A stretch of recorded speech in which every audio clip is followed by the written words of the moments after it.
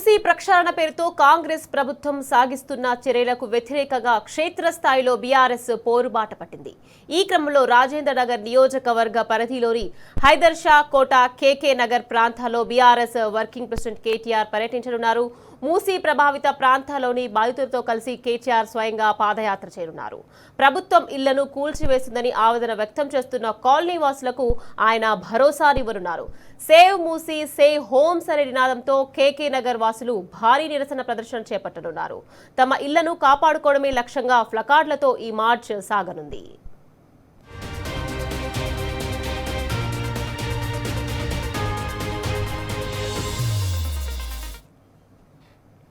Right, ఇదే విషయానికి సంబంధించి మరింత సమాచారాన్ని మా ప్రతినిధి యాసర్ మనకు అక్కడి నుంచి లైవ్ లో అందించేందుకు సిద్ధంగా ఉన్నారు. యాసర్, చెప్పండి, ఇక మరి కాసేపట్లో BRS working president KTR Musi ప్రభావిత ప్రాంతాల్లో బాధితులతో కలిసి పాదయాత్ర చేయనున్నారు. దీనికి సంబంధించి పూర్తి డీటెయిల్స్ ఏంటి యాసర్? రేవంత్ రెడ్డి సర్కార్పై మూసీ బాధితులు తిరగబడ్డారు. ప్రస్తుతం మనం హైదర్ షా కోర్టులోని కేకే నగర్ లో ఉన్నాం. కేకే నగర్ లో మూసీ బాధితులు దిండి మార్చు పెద్ద ఎత్తున ఆందోళన నిర్వహిస్తున్నారు. మరి కాసేపట్లో కేటీఆర్ వీళ్ళకి సంఘీభావంగా వచ్చి ఇక్కడ మద్దతు తెలుపుతున్నారు. ప్రస్తుతం మనతో ఇక్కడ స్థానిక నేతలు ఉన్నారు. అన్న, చెప్పండి, ఇక్కడ మూసీ బాధితుల పక్షాన మీరు పోరాడుతున్నారు. జనాల నుంచి ఎలాంటి రెస్పాన్స్ వస్తుంది మీకు? హైదర్ షా కోట్, గంధంగూడ ప్రాంతాలలో ఈరోజు హైదరాబాదీల కోసం కేటీఆర్ గారు సంఘీభావం తెలియడం వస్తుండు. చాలా సంతోషం. ఎందుకంటే ఆయన ఒకటి చెప్తున్నాడు, మేము ఖచ్చితంగా కార్యకర్తలు కానీ బాధితుల వెంట మేము ఖచ్చితంగా ఉంటాం. ఈ యొక్క హైదరాబాదీతులు రూపాయి కూడా పెట్టుకొని కట్టుకున్నటువంటి పైసలు ఈరోజు మూసిలో పోసినట్టు ఇల్లు గులగొట్టేస్తాం, మేము మార్కింగ్ చేసి దాన్ని అది చేస్తాం. బఫర్ జోన్ ఉన్నది, ఎఫ్టీఎల్ ఉన్నది. ఇక్కడ మూసి సుందరీకరణ పేరుతోటి గాంధీ విగ్రహాన్ని పెడతామంటారు. గాంధీ విగ్రహం పెట్టడం కరెక్టే, అది కాదంటే మేము ఎందుకంటే ఇల్లు కూల్చి గాంధీ విగ్రహం పెట్టడం ఏం అవసరం ఉంది? మేము ఒకటి కోరుతా ఉన్నాం.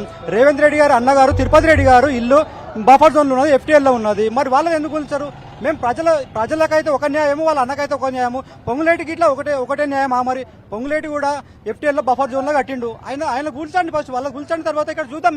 మేము ఒకటి కోరుకుంటున్నాం, ఏంటంటే మీరు ప్రజలను ఇబ్బంది పెట్టకండి. మీరు ప్రజాపాలన పేరు మీద ఈరోజు మీరు ప్రజల చేత ఓట్లు వేయించుకున్నారు. ఓట్లు వేయించుకొని ఈరోజు మీరు ప్రజల ఇళ్లని కూలగొట్టేసి నేను ప్రతి ఒక్క మహిళను కోటీశ్వరులు అని చేస్తా అంటారు. వాళ్ళు రాత్రి నేను అడిగినా, మేము ఏమమ్మా మీరు ఎవరైనా కోటీశ్వరాలు అయ్యారా అంటే, సార్ మేము కోటీశ్వరులు అవసరం లేదు సార్, మా ఇల్లు కూల్చకుండా చాలని వాళ్ళు చెప్తా ఉన్నారు. వాళ్ళు ఏడుస్తా ఉన్నారు. మేము రూపాయి కూడా కట్టి మేము ఒరిజినల్ ల్యాండ్ అక్కడ వదులుకొని మేము ఇక్కడ తీసుకున్నందుకు మాకు చాలా ఇబ్బంది చేస్తున్నారు ముఖ్యమంత్రి గారు అని చెప్పేసి వాళ్ళు చాలా వ్యక్తం చేస్తున్నారు. వాళ్ళ బాధ వర్ణనాతీతంగా ఉన్నది. ఎందుకంటే వాళ్ళు రూపాయి కూడబెట్టుకున్నట్టయితే ఆ డబ్బు ఈరోజు మేము మూసిలా తీసేసి దీనిలో మూసి సుందరీకరణ మరియు గాంధీ విగ్రహం తీసుకొచ్చి పెడతాం. గాంధీ గారు వాళ్ళ మన్మడు తుషార్ కపూర్ గారు కూడా చెప్పారు, ఈ విగ్రహాలు అవసరం లేదు, ప్రజలకు నీడ ఉన్న దాన్ని కూల్చకండి, వాళ్ళకున్న నీడ వాళ్ళకు ఉండండి. ఇది ఎక్కడ వేరే దగ్గర షిఫ్ట్ చేయండి. ఇప్పుడు మన దగ్గర ఫోర్త్ సీట్ ఉన్నది.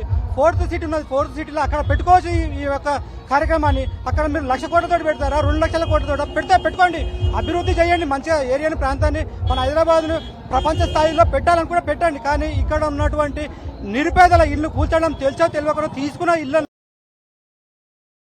కానీ 500 మీటర్లు 600 మీటర్లు పెట్టి అంటే ఎక్కడ వరకు వెళ్ళిపోతే అసలు ఊహించలేని పరిస్థితిలో ఉన్నది. మేము ఇక్కడ ప్రజలు కన్నీరు మున్నీరుగా విలపిస్తున్నారు. మా ఇండ్లు కట్టుకున్నాము, ఎట్టి పరిస్థితుల్లో మేము ఇల్లు ఇవ్వదలుచుకోలేము, మాకు న్యాయం చేయండి, రేవంత్ సర్కార్కి మేము మొర పెట్టుకుంటున్నాం, అయినా వినడం లేదు, పోలీసులతో భయభ్రాంతులకు గురి చేస్తున్నా అంటున్నారు. వారికి ఎలాగా ఉండబోతున్నారు? వాళ్ళు రాత్రిపూట వాళ్ళకు సండే సాటర్డే వస్తే మాత్రం వాళ్ళకు నిద్ర ఉండలేదు. వాళ్ళు వాళ్ళు అక్కడ ఇక్కడ ఏదో రూపాయి కూడా పెట్టేసి ఇక్కడ ల్యాండ్ తీసుకున్నారు. ల్యాండ్ తీసుకున్న తర్వాత ఇక్కడ కట్టుకున్నారు. వాళ్ళు తక్కువ రేటుకో వచ్చింది, కొన్నారు. ఇది మాత్రం ఎక్కడ కూడా గవర్నమెంట్ ల్యాండ్ కాదు. ఇది పట్టా పాస్బుక్లు ఉన్నాయి కాబట్టి మాకు తెలుసు, మా ప్రాంతంలో ఉన్నది కాబట్టి ఇది ఎక్కడ కూడా గవర్నమెంట్ ల్యాండ్ కాదు. ఇది ల్యాండ్ కాదు. ఇక్కడ వాళ్ళు ఒరిజినల్ వాళ్ళు పట్టా ల్యాండ్ చూసి డాక్యుమెంట్ చూసి అన్ని క్లియర్. ఈ రోజు మేము బఫర్ జోన్ ఉన్నది, ఎఫ్టీఎల్ ఉన్నది, దీన్ని తీసుకొచ్చి సుందరీకరణ పేరున తీసుకొచ్చి వాళ్ళకి ఇబ్బంది చేస్తాం. మేము ఖచ్చితంగా వాళ్ళ చేతుల్లో మేము ఖచ్చితంగా ఏ విధంగా బుద్ధి చెప్పాలో ఆ విధంగా బుద్ధి చెప్పిస్తాం. మేము ఖచ్చితంగా ఇప్పుడు ఇక్కడ నివసిస్తున్నటువంటి ప్రజలందరూ వాళ్ళకు లేకపోయినా కానీ వాళ్ళకు ఎకరానో 2 ఎకరాలు అక్కడ ఊర్లలో ఉంటే అది అమ్ముకొని వచ్చేసి ఇక్కడ 80 లక్షలకు 90 లక్షలకు వాళ్ళు ఇల్లులు కొనుక్కొని వాళ్ళు ఈఎంఐలు కట్టుకుంటా చాలా ఇబ్బందులకు గురవుతున్నారు. ఇంకోటి ఇది దాదాపుగా ఒక సంవత్సరంన్నర కంటే పైనుంచి వాళ్ళు నిద్రలేని రాత్రుల్లో గడుపుతున్నారు. ఇక్కడే మనకు సున్నం చెరువు అని అక్కడ చెరువు అని చెప్పేసి అక్కడ ఇళ్లలో మనుషులుంటే కూడా అట్లనే కూలగొట్టి చిన్న చిన్న పిల్లలు పుస్తకాలు కూడా తీసుకోకుండా చేసిరు. ఆ భయంతోనే వీళ్ళు ఎప్పుడైతే హాలిడేస్ వస్తాయో వీళ్ళకు కనీసం హాలిడేస్ వస్తే కనీసం పిల్లల్ని బయటికి ట్రిప్ తీసుకోదామన్నా కానీ భయపడుకుంటా వీళ్ళు ఇంట్లోనే ఉంటున్నారు. ఏ రాత్రిలో ఎవరు వచ్చి కూలుస్తారో ఎవరు వచ్చి ఏం చేస్తారో అని చెప్పేసి ఇక్కడున్న ప్రజలంతా భయభ్రాంతులకు గురవుతున్నారు. ఇటువంటి ప్రాబ్లాన్ని మన కేసీఆర్ గారు సార్ కేటీఆర్ సార్ గారు మన కార్తికన్న దృష్టికి సబితమ్మ దృష్టికి తీసుకుపోయినందుకు వాళ్ళు కూడా పెద్ద ఎత్తున వచ్చి ఈ కార్యక్రమాన్ని జయప్రదం చేస్తున్నారు. ఇప్పుడు ప్రతి కాలనీలో కనీసం అన్న ఒక కాలనీ మనకు మూసిపుంటూ ఉన్న ప్రతి కాలనీలో కనీసం అన్న ఒక 40% 30% ఇళ్లకు మొత్తము పోతాయని చెప్పేసి వాళ్ళు మార్కింగ్ చేయడం జరుగుతుంది. కాబట్టి ఇక్కడ మనకు మూసి ఒడ్డున ఉన్నటువంటి ప్రజలు ఒక్క రాత్రి కూడా నిద్రపోలేని పరిస్థితి సంవత్సరంన్నర నుంచి జరుగుతుంది. వాళ్ళు ఎట్లా గడుపుతున్నారో ఏం గడుపుతున్నారో తెలియదు. హాలిడేస్ వచ్చి కనీసం వాళ్ళ పెళ్లిళ్ళు వచ్చినా గానీ ఒకరు ఇంట్లో ఉండి ఒకరు పెళ్లికి పోతున్నారు. ఎందుకంటే ఏ రాత్రి వచ్చేసి ఎవరు పొద్దున్న 4 గంటలకు 6 గంటలకు ఎవరు కూలగొడతారని చెప్పేసి ఆ భయానికి కనీసం పెళ్లిళ్ళకు గానీ తీర్థయాత్రలకు గానీ దేవుడి గుళ్ళకు గానీ ఎక్కడ వెళ్ళలేని పరిస్థితి ఉంది ఇప్పుడు ఈ మన గవర్నమెంట్ మన కాంగ్రెస్ ప్రభుత్వంలో. మీరు చెప్పండి, పేదల ఇళ్లను కూల్స్తామని రేవంత్ సర్కార్ భయభ్రాంతులకు గురి చేస్తుంది, దాన్ని మీరు ఎట్లా చూస్తారు? ఇంతవరకు అసలు ఈ ప్రాజెక్టు ఎందుకు గడుతున్నాము అనే దానికి రేవంత్ రెడ్డి అసలు స్పష్టత లేదు, సమాధానం లేదు. ఈ 5,200 కోట్లు పెట్టి రేవంత్ రెడ్డి ఎందుకు గడుతున్నాడో ఇంతవరకు దానికి అసలు స్పష్టత లేదు, సమాధానం లేదు. డిపిఆర్ లేదు, అసలు ఏమీ కూడా లేదు. వీళ్ళందరినీ కష్టపెట్టి మొత్తం కూల్చేసి ఇంతమంది ప్రజలను కష్టపెట్టి ఈయన ఏం చేయాలనుకుంటున్నాడు? అసలు రేవంత్ రెడ్డి ఏం చేయాలనుకుంటున్నాడు అనేది ఎవరికి స్పష్టత లేదు. ఎంతమంది అడుగుతున్నారు. మన హరీష్ రావు గారు కూడా మన మధుపార్క్ దగ్గరకు వచ్చిండ్రు.